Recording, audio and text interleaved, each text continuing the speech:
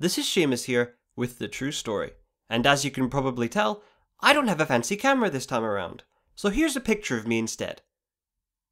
Enjoy.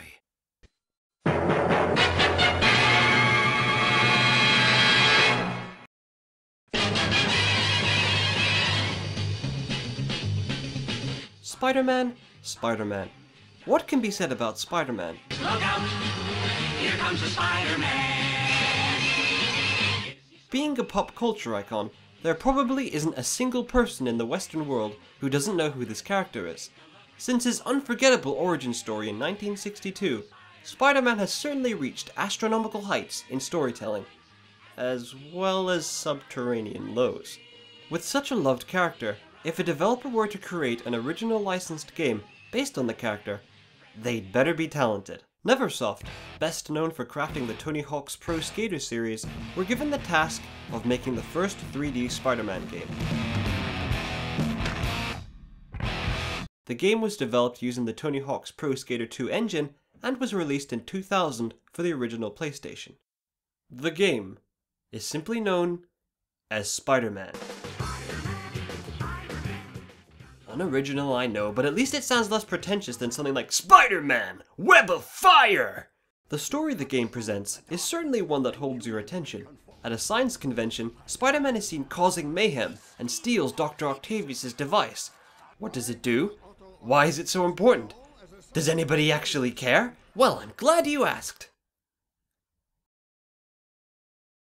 What's bizarre about the situation is that Peter Parker is actually seen in the crowd, along with Eddie Brock, who soon swears vengeance on Parker after failing to take a picture of the incident. Elsewhere, two not obvious characters are seen releasing a mysterious gas across the streets of New York. What is essentially a generic comic book story is escalated thanks to the sense of mystery.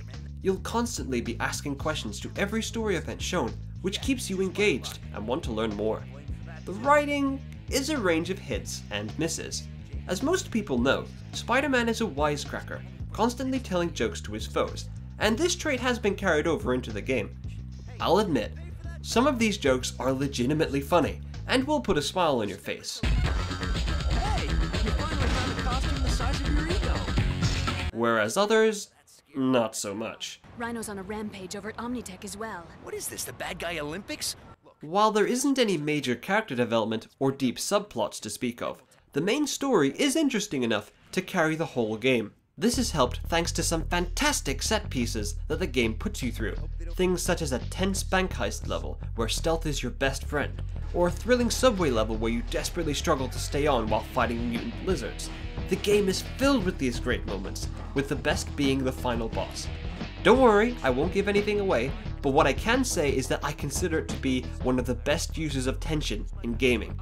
It keeps you on edge, and your heart rate won't let up through the whole segment. Neversoft should be commended for pulling this feat off, especially in a comic book game intended for a wide age range. Speaking of age ranges, I would consider Spider-Man to be one of the best gateway games to give to someone new to the gaming medium. The game includes a kid mode difficulty that alters the control scheme and makes the game overall easier.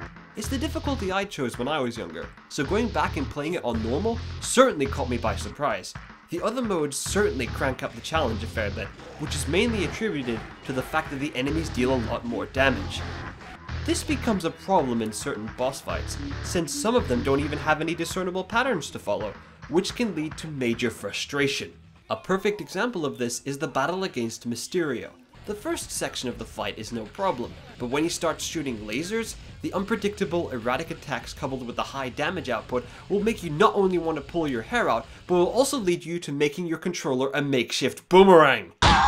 It took me about 30 minutes to finally take Mysterio down, and while I certainly had a sense of satisfaction from it, I also felt like I was one step closer towards a hefty therapy bill.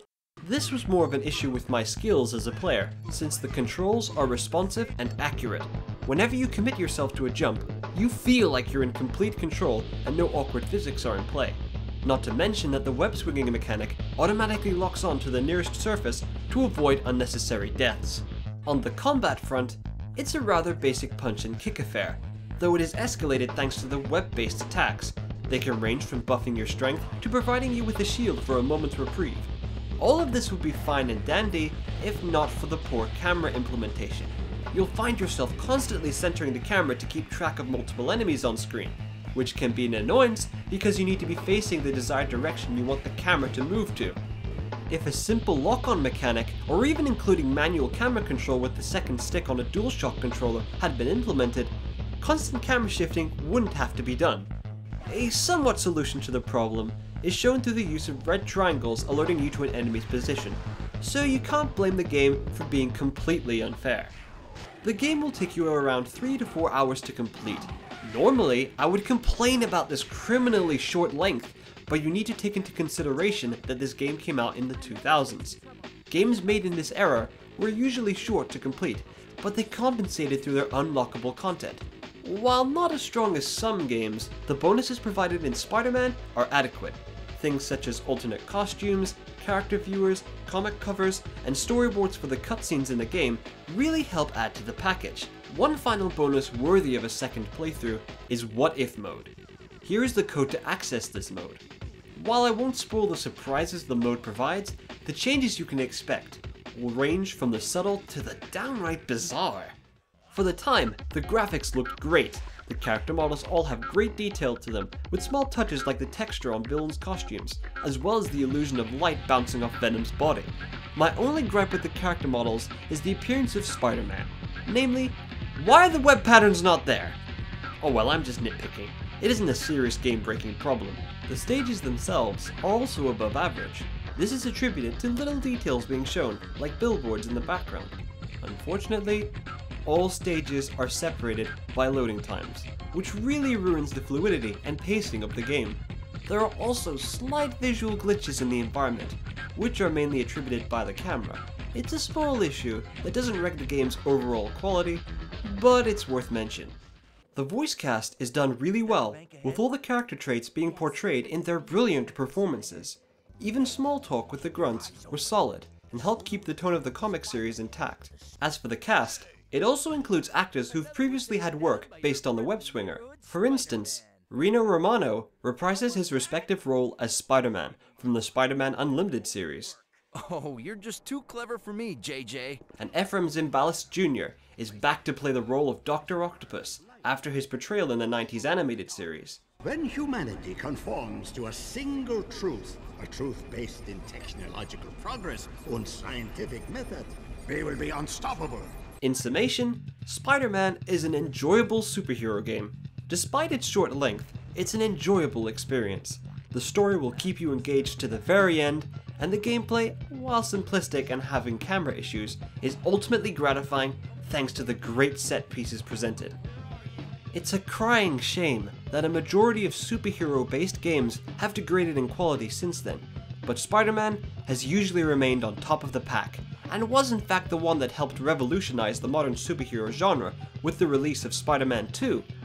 Nowadays, a certain Caped Crusader has taken the limelight, and for good reason might I add, whereas Spider-Man is now being categorized for being average at best. Just where can Spider-Man as a game character go from here? Will developers stop inserting new gimmicks and look back to the past for inspiration? Only time will tell. Regardless, this is Seamus from The True Story. Thanks for watching.